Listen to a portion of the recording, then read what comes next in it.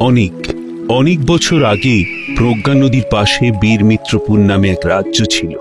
সে রাজ্যের রাজা দেবেন্দ্র ছিলেন ন্যায়পরায়ণ ও ধর্মপ্রাণ মানুষ। তবে তার একমাত্র পুত্র মহেন্দ্র ছিল বিলাসী ও জেদি প্রকৃতির। একদিন রাজা দেবেন্দ্র ঠিক করলেন যে তিনি তীর্থে যাবেন। প্রণাম মহারাজ, আমাকে ডেকেছেন? হ্যাঁ রাজকুমার, একটা বিশেষ ঘোষণা আছে।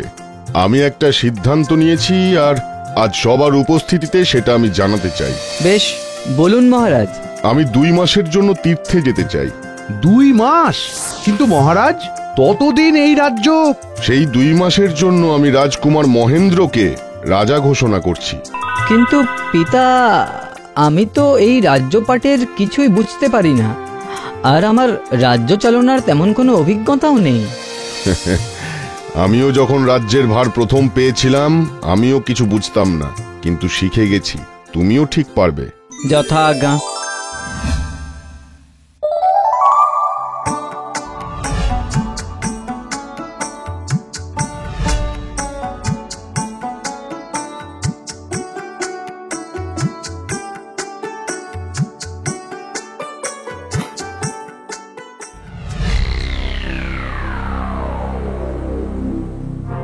আপনি এখানে রাজকুমার? ওইদিকে সভার সময় তো হয়ে গেছে। আহ, দিলেন তো এত সুন্দর ছবিটা নষ্ট করে। হ্যাঁ হ্যাঁ, আমি জানি যে সবার সময় হয়ে গেছে, কিন্তু একটু অপেক্ষা কি করা যায় না মন্ত্রীমশাই? ক্ষমা করবেন, কিন্তু আপনার পিতা রাজসভার কাজে বিলম্ব করা পছন্দ করেন না। আচ্ছা, এখন এই রাজ্যের রাজা কে বলুন তো? আগে আপনি মহারাজ। হ্যাঁ, আর তাই আমি যা চাইবো তাই হবে। এখন আপনি যান, ওনার আঁকা শেষ হলে তবেই আমি সভায় যাব। বেশ, প্রণাম।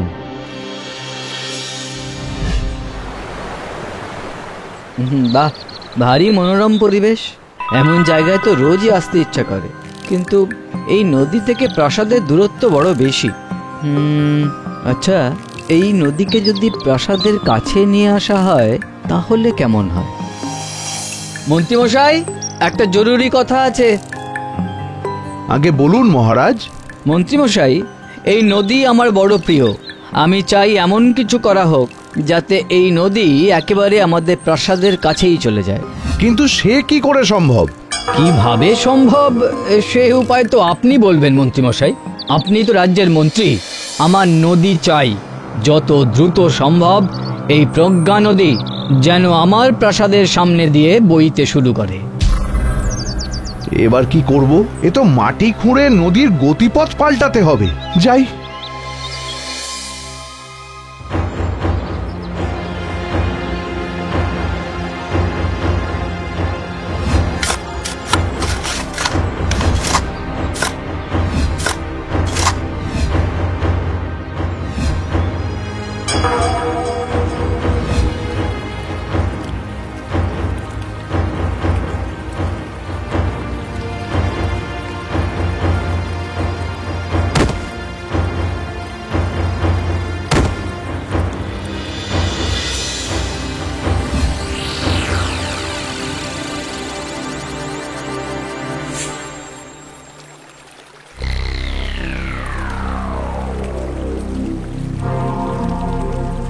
কি মহারাজ, এখন খুশি তো?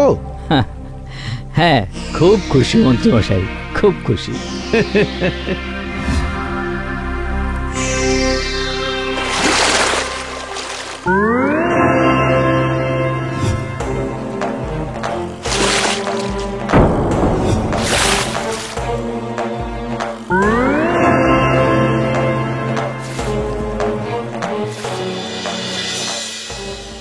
প্রণাম মহারাজ, রাজ্যে এক বড় বিপদ ঘটেছে। কি বিপদ? আপনাকে এমন বিব্রত দেখাচ্ছে কেন? কেউ আর নদীর জল ব্যবহারই করতে পারছে না, কারণ জল স্পর্শ করলেই মানুষ পাথর হয়ে যাচ্ছে। কি, তা আবার হয় নাকি? হ্যাঁ মহারাজ। আরে ধুর, যত সব বাজে কথা। এতদিন যে নদীর জল সকলে ব্যবহার করে এলো, আজকে সেই জল স্পর্শ করলেই পাথর হয়ে যাচ্ছে। কিন্তু প্রজারা নিজেরা ভুক্তভোগী মহারাজ, তারা অযথা মিথ্যে কেন বলবে? বেশ, তাহলে আমি নিজেই গিয়ে দেখব। আর শুধু দেখবো না, আমি বরং আজ নদীতে স্নান করে প্রমাণ করে দেব যে এই জলে কোনো সমস্যা নেই। কিন্তু মহারাজ, সত্যি যদি এমন... আমি যাব বলেছি মানে যাবই। আপনি রাজ্যের সমস্ত মানুষকে একত্রিত করার ব্যবস্থা করুন। প্রজাগণ, আপনারা চিন্তা করবেন না, এই নদীর জলে কোনো সমস্যা নেই। এটা সেই আগেরই প্রজ্ঞা নদীর জল। আপনাদের স্বস্তির জন্য আমি নিজে নদীতে নামছি।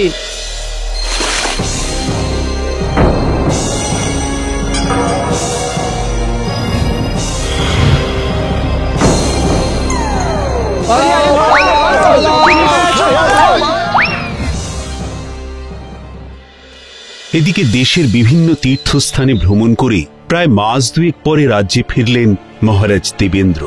প্রাসাদে ফেরার পথে অবাক হয়ে দেখলেন নগরীর চারদিক যেন অস্বাভাবিক শান্ত, মানুষজন বিশেষ নেই।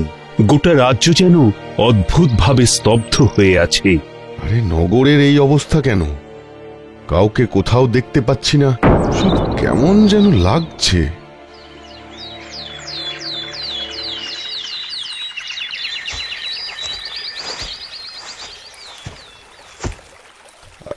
আরে, এ কি? প্রজ্ঞা নদী এখান দিয়ে বয়ে যাচ্ছে। কি যে হচ্ছে কিছুই বুঝতে পারছি না।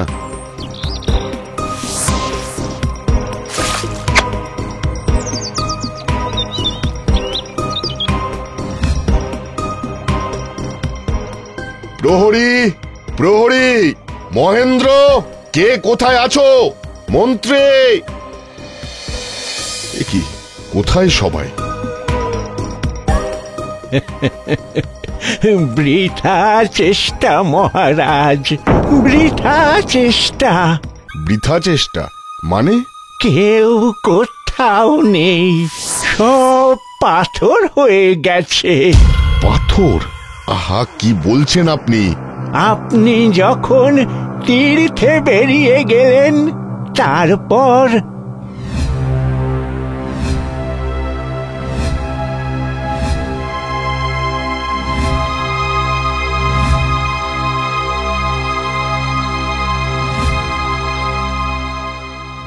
ভয়ে সবাই নগর ছেড়ে পালিয়ে গেছে মহারাজ। এ রাজ্যে অভিশাপ লেগেছে, অভিশাপ। কিন্তু পশু পাখিরা জলস্পর্শে এলে তো কিছু হচ্ছে না, কেন এমন? কারণ তারা তো নির্দোষ, তাই তাদের জন্য এই অভিশাপ নয়। এই অভিশাপ থেকে মুক্তির কি কোনো উপায় নেই? মুক্তির উপায় সে তো জানা নেই মহারাজ।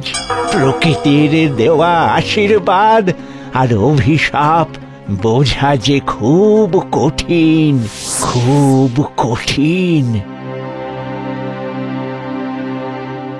না না, এ হতে পারে না। যে করেই হোক এই অভিশাপ থেকে বীরমিত্রপুর রাজ্যকে আমি মুক্ত করবই। কোনো উপায় তো নিশ্চয়ই থাকবে।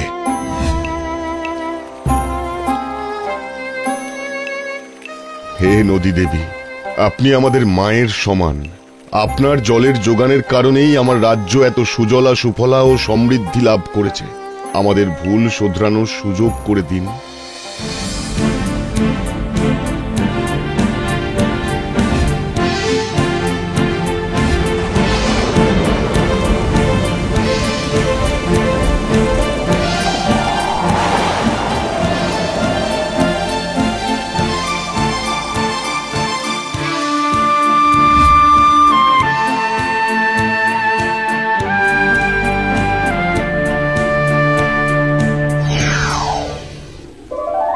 চোখ খোলো দেবেন্দ্র, আমি তোমার ধ্যানে খুব খুশি হয়েছি।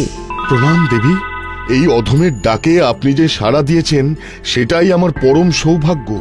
বলো বৎস, তুমি কি বর চাও? দেবী, দেবী, নদীর জলের সংস্পর্শে এসে আমার রাজ্যের প্রজা, মন্ত্রী, এমনকি আমার পুত্র পাথর হয়ে গেছে। ভয়ে বহু মানুষ রাজ্য ছাড়া হয়েছে। কিন্তু কেন হঠাৎ এমন হয়েছে সেই কারণ অজানা। অজানা কারণ তো নয়, যেমন কর্ম তেমন ফল। মানে? মানুষ তার ইচ্ছে মতো প্রকৃতিকে নিয়ন্ত্রণ করতে চায়, যা নিয়ম বিরুদ্ধ। রাজকুমার মহেন্দ্র নদীর গতিপথকে জোর করে পরিবর্তিত করেছে, তাই এমন অভিশাপ। আমি ভুল বুঝতে পেরেছি দেবী। আমাদের নির্বুদ্ধিতা ও অজ্ঞানতাকে ক্ষমা করে দিন। এই শাপ থেকে কি মুক্তি হবে না? নিশ্চয়ই হবে। তুমি যদি নদীর গতিপথকে আবার পূর্বের মতো স্বাভাবিক করে দাও, তবে অবশ্যই সাপ থেকে মুক্তি পাবে। আপনার অশেষ করুণা মা, ধন্যবাদ। জয় হোক দেবী, জয় হোক এই প্রকৃতির। আশীর্বাদ করি, তথাস্তু। আমি আজই লোক জোগাড় করে কাজ শুরু করে দেব।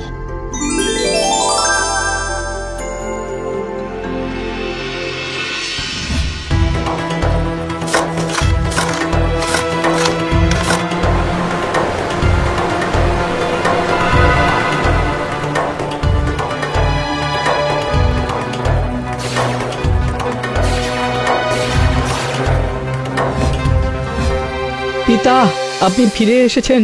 আমাকে ক্ষমা করে দিন পিতা। আমি জেদের বশে ভয়ঙ্কর ভুল করেছি। ক্ষমতার দম্ভে নগণ্য মানুষ হয়ে আমি প্রকৃতিকে নিয়ন্ত্রণ করবার প্রয়াস করেছি। আমাকে ক্ষমা করুন। মহারাজ, আমাকেও ক্ষমা করে দিন। রাজকুমার বললেও সেই কাজকে আমিই পরিণতি দিয়েছি। এর শাস্তি আমার প্রাপ্য। না মন্ত্রী, মহেন্দ্র, তোমাদের শাস্তি তো হয়ে গেছে আগেই। তোমরা আমার কাছে ক্ষমা না চেয়ে নদী দেবীর কাছে ক্ষমা চাও। প্রকৃতির আশীর্বাদ ও অভিশাপ বোঝা বড়ই কঠিন।